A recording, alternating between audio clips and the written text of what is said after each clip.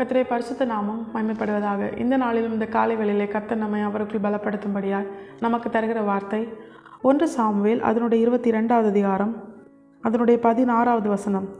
ராஜாவோ அகிமலைக்கே, நீயும் உன் தகப்பன் வீட்டார் அனைவரும் சாகவே சாக வேண்டும் என்றான். கர்த்தருடைய பரிசுத்த நாமம் மகிமைப்படுவதாக. இந்த வசனத்தை கொண்டுதான் தேவன் தேவஜனங்களாகிய நம்மை எச்சரித்து உணர்த்துகிறார். இந்த இடத்துல சவுல் ராஜா ஒரு முடிவு எடுக்கிறார், ஒரு தவறான முடிவு. நோம்பில் இருக்கிற 80 ஆசாரியர்கள், அவர்கள் குடும்பங்கள், பிள்ளைகள், ஸ்திரீகள், குழந்தைகள் எல்லாரையும் கொன்று போடும்படியாய் இந்த சவுல் ராஜா இந்த இடத்துல ஒரு முடிவு எடுக்கிறார். இது ஒரு தவறான முடிவு, தேவனுக்கு பிரியம் இல்லாத ஒரு முடிவு. இந்த முடிவு எடுக்க என்ன காரணம்? சவுல் ராஜா தன்னுடைய வாழ்க்கையில இப்படிப்பட்ட ஒரு பாதையில் செல்லவும், இப்படி தேவனுக்கு பிரியமில்லாத கிரியைகளை நடப்பிக்கவும் என்ன காரணம் அப்படின்னு நம்ம தியானிச்சோன்னா, இதற்கு முன்பதாக உள்ள அதிகாரங்களை நம்ம பார்த்தோம்னா, சவுல் கொன்றது 1000, தாவீது கொன்றது 10000 அப்படிங்கிற ஸ்திரீகளுடைய பாட்டை கேட்டதிலிருந்து தாவீதின் மேல் சவுல் கொண்ட பொறாமையினால்தான். தன்னை காட்டிலும் அவனுக்கு ஒரு மேலான ஒரு காரியத்தை சொல்லி இவங்க பாடுறாங்களே அப்படின்னு சொல்லி தாவீதின் மேல் சவுல் கொண்ட பொறாமையினால அநேக காரியங்களை தாவீதுக்கு விரோதமாக சவுல் செய்ய ஆரம்பிக்கிறாரு.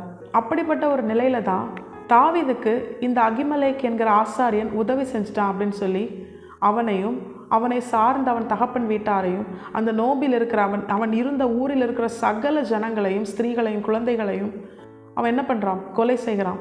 இது எதை உணர்த்துகிறது? இந்த சவுல் ராஜாவை குறித்து நம்ம பார்த்தோம்னா, சவுலே சொல்றாரு தன்னை குறித்து, பென்யமீன் கோத்திரத்தில் என் குடும்பம் ஒரு சிறிய குடும்பம், என் குடும்பத்திலே நான் ஒரு சிறியவன் அப்படின்னு சொல்லி தன்னை குறித்து சவுல் சொல்றதை நம்ம பார்க்குறோம். இந்த சவுலின் ஆரம்பம் என்பது எப்படி இருந்தது? தன் தகப்பனுடைய கழுதைகளை தேடி அலைந்த ஒரு நிலையில இருந்தவன். அந்த நேரத்தில் சவுலுக்கு யாராவது உதவி செஞ்சாங்களா அப்படின்னு பார்த்தோம்னா யாருமே உதவி செய்யலை. தொலைந்து போன கழுதையை அவனால் என்ன பண்ண முடியல, பிரயாசப்பட்டு தேடியும் கண்டுபிடிக்க முடியல. அந்த நேரத்தில் அவனுக்கு யாராவது உதவி செஞ்சாங்களா அப்படின்னு பார்த்தா இல்லை. அப்பொழுது சவுலுக்கு உதவினது கர்த்தர் மட்டுமே.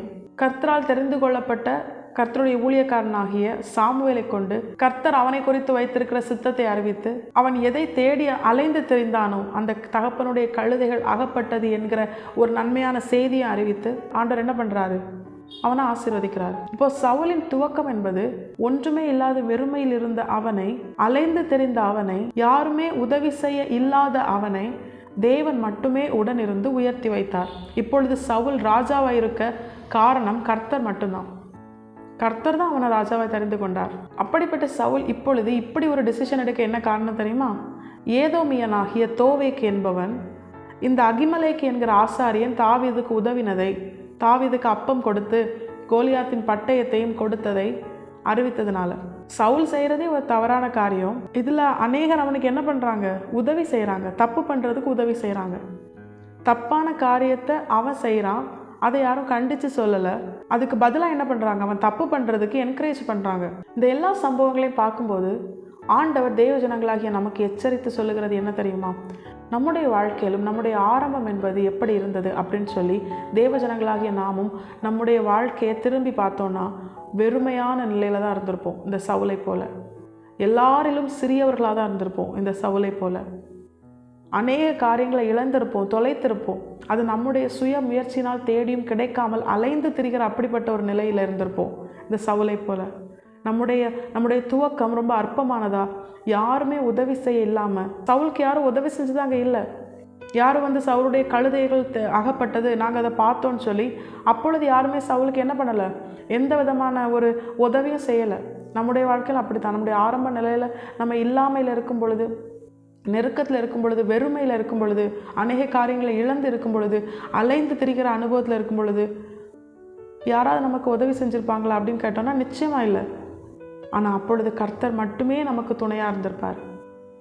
வசனம் சொல்லுகிறது, நம் தாழ்வில் நம்மை நினைத்தவரை துதியுங்கள், அவர் கிருபை என்றும் உள்ளது.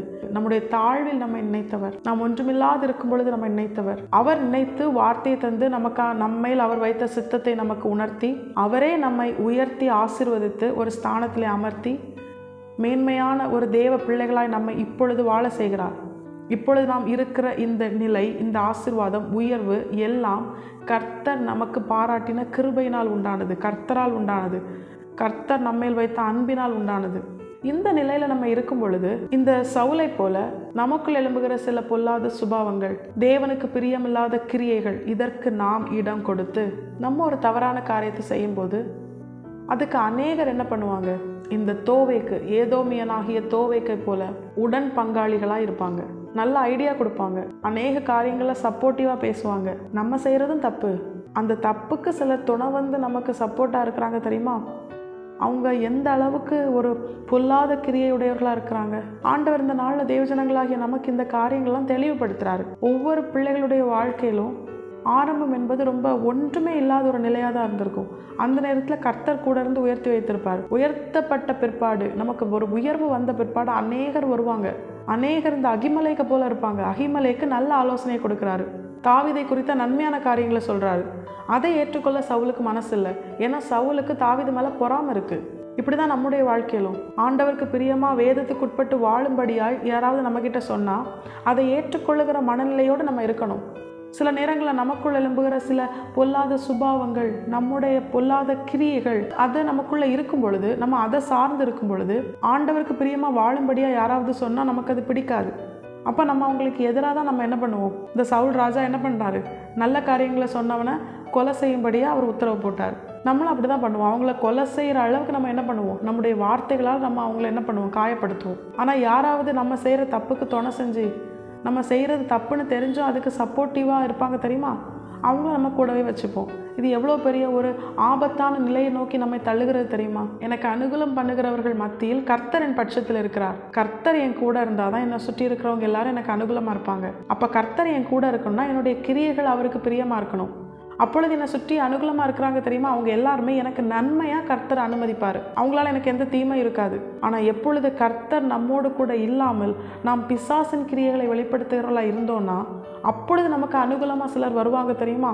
நிறைய ஐடியா கொடுப்பாங்க. நம்ம செய்கிற தப்புன்னு தெரிஞ்சும் நமக்கு என்ன பண்ணுவாங்க, ரொம்ப சப்போர்ட்டிவாக, இன்னும் தப்பு பண்ணும்படியாக, இன்னும் தவறான காரியங்களை ரொம்ப துணிகரமாக செய்யும்படியாக அநேக காரியங்களை நம்மோடு கூட பேசுவாங்க. இப்படிப்பட்ட ஜனங்களை நம்ம அடையாளம் கண்டு அவர்களிடத்துல நம்ம ஒதுங்கணும்னா முதலாவது நாம் நமக்குள்ள இருக்கிற தவறான சுபாவங்களை விட்டு மனம் திரும்பணும். தோவேக்கு சொல்கிறது தப்புன்னு சவுலுக்கு புரியணும்னா சவுலுக்கு முதல்ல தெரியணும், தாவீதுக்கு மேலே எனக்கு பொறாமை இருக்குன்னு அவனுக்கு தெரியணும். தாவீதுக்கு மேலே சவுல் பொறாமப்பட்டது தான் முதல் தப்பு. அதுதான் இந்த எல்லா காரியத்திற்குமான துவக்கம். அதை முதலாவது சவுல் ஒத்துக்கொண்டு அதிலிருந்து மனம் திரும்பினானா அவன் என்ன பண்ணுவான், தோவேக்கு போன்ற பொல்லாத கிரியைகளுடைய அப்படிப்பட்ட நபர்களை அவன் அடையாளம் கண்டு தன்னிடத்துலேருந்து அவன் விலக்கி விடுவான். அதை பண்ணாமல் சவுல் தன்னுடைய தப்பை உணராமல் தனக்கு நன்மை சொல்கிற அப்படிப்பட்ட ஒரு தேவனுடைய ஆசாரியன் ஊழியக்காரனை அவன் கொலை செய்து அவனுடைய சகல குடும்பங்கள், தகப்பன் வீட்டார், அந்த ஊரில் இருந்த எல்லா குழந்தைகளை வரைக்கும் அவன் கொலை செஞ்சுட்டு அவன் என்ன பண்ணுறான், எதிரான காரியத்தை செயல்படுத்தும்படியாக இதனை தூண்டின, தனக்குள் இருக்கிற பொல்லாத கிரியையை இன்னும் அதிகப்படுத்தின அந்த தோவேக்க தன்னோடு கூட வைத்து கொண்டான். கடைசியில் சவுலுக்கு ஒரு மோசமான முடிவு தான் வந்தது. நம்முடைய வாழ்க்கையிலும் இப்படிப்பட்ட சம்பவங்கள் நமக்கு எதற்காக எழுதி கொடுக்கப்பட்டிருக்கிறது தெரியுமா? நம்முடைய வாழ்க்கையில் இதெல்லாம் படித்து ஆண்டவர் சமூகத்தில் நாம் நம்மை அர்ப்பணிக்கணும். ஆண்டவரை இப்படிப்பட்ட ஒரு சுபாவம் எனக்குள்ள வரக்கூடாது. முதலாவது எனக்குள்ள நான் பிசாசுக்கு இடம் கொடுக்கக்கூடாது. பிற்பாடு அந்த பிசாசின் கிரியைகளை என்கரேஜ் பண்ணுற, அதை குறித்து செயல்பட, துணிகர பாவம் செய்ய, ஆண்டவருக்கு பிரியமில்லாத டிசிஷன்ஸ் எடுக்க என்னை தள்ளுற அப்படிப்பட்ட நபர்களை நான் என்ன பண்ணக்கூடாது, என் கிட்டே சேர்க்கக்கூடாது. அவங்கள என்னை விட்டு நீங்கள் தூரப்படுத்திடுங்க. அவங்கள அடையாளம் கண்டுகொள்ளும்படியான கிருபை எனக்கு தாங்க அப்படின்னு சொல்லி யார் என்ன காரியத்தை ஐடியாவை சொன்னாலும், நமக்கு ஆலோசனை தந்தாலும் அதை தேவ சமூகத்தில் வச்சு இது கர்த்தருக்கு சுத்தமா, கர்த்தருடைய வார்த்தைக்கு உட்பட்டதா அப்படின்னு சொல்லி பார்த்து கர்த்தருக்கு பிரியமானதாக இருந்தால், இந்த அகிமலைக்கு போல கர்த்தருக்கு பிரியமான காரியங்களை சொன்னால் அதற்கு செவி கொடுத்து, நம்ம இடத்துல ஏதாவது தவறு காணப்பட்டால் நம்ம தேவ சமூகத்தில் ஒப்புரவாகி கர்த்தருக்கு பிரியமாய் வாழ நாம் நம்மை கர்த்தர் சமூகத்தில் மனம் திரும்புதலுக்கு ஏற்ற கனிகளை கொடுத்தோமே ஆனால் நிச்சயமாய் நாம் பிழைக்கும்படியாய், வாழ்ந்திருக்கும்படியாய், கர்த்தர் சமூகத்தில் இன்னும் நாட்டப்பட்ட தேவஜனங்களாய் கர்த்தர் நம்மை ஆசீர்வதித்து உயர்த்துவது அதிக நிச்சயம். அப்படி இல்லாமல் நமக்குள்ளே இருக்கிற தப்பையும் நம்ம அதை ஒத்துக்காமல் அதை இன்னும் அதிகமாக்கி மற்றவங்க மேலே பொறாமப்பட்டு, எரிச்சல் பட்டு, அநியாயமாக மற்றவங்களை வஞ்சித்து, அப்படிப்பட்ட காரியங்களை தப்புன்னு சொல்கிறவங்களையும் நம்ம கடினமாக கொலை செய்கிற அளவுக்கு தூஷண வார்த்தைகள் பேசி அவங்கள ரொம்ப காயப்படுத்தி அந்த தப்பை யாரை சப்போர்ட் பண்ணுறாங்களோ அப்படிப்பட்ட பொல்லாத ஜனங்களே நம்ம கூட சேர்த்து கொண்டே இருந்தோம்னா நமக்கும் ஆபத்து, நம் நிமித்தம் நம் குடும்பத்திற்கும் ஆபத்து. இதுதான் ஆண்டவர் இந்த நாளில் உணர்த்துறாரு. சவுல் நிமித்தம் அவன் குடும்பத்திற்கு இருந்த கிருபையை தேவன் விலக்கிவிட்டார். அது நிமித்தம் சவுலும் அவனோடு கூட அவன் 3 குமாரர்களும் பெலிஸ்தியர்கள் கையிலே ஒப்பு கொடுக்கப்பட்டார்கள்.